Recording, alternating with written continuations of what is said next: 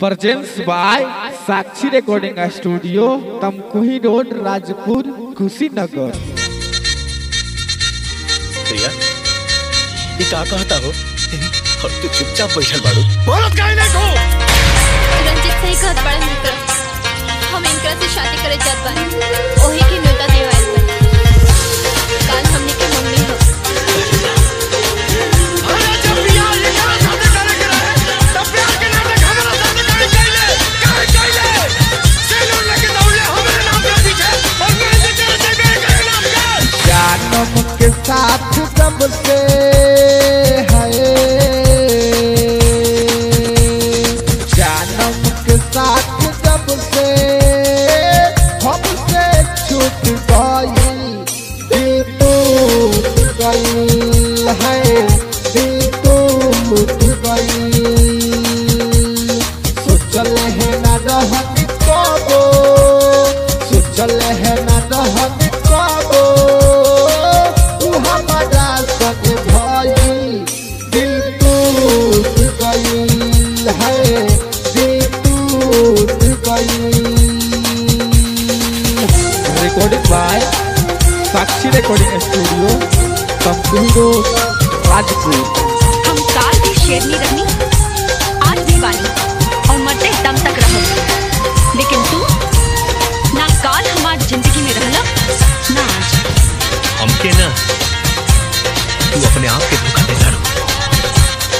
दिल के ही दुनिया में घर वाले की बसाई, निकल जाई जल्दी, निकल जाई जल्दी, निकल जाई। ओहो दिल के ही दुनिया में घर वाले की बसाई। सोचनी ही न कब ऐसा मोड़वा पे दिल गिराई, साथ हो जन्म के रिश्ता है, निकल जाई जल्दी, निकल जाई जल्दी। साथ हो जन्म के रिश्ता छोड़ के दूर हो गई, दिल टूट गई है, दिल टूट गई। सोचल है ना रहत कबो, तू हमारा संग भई, दिल टूट गई है, दिल टूट गई। अभी आप सुन रहे हैं साक्षी रिकॉर्डिंग स्टूडियो के माध्यम से। अरे धोखेबाज, ऐसा ड्रामा काहे कइले हमरे साथ? बलाट, तू ध्यान केने बा? अरे हीरो हेने बा। अगर केहू आगे बढ़ल तो गर्दन काट दे बाबूजी। अगर ये हमार ना होइए तो केहू और के ना होके दे।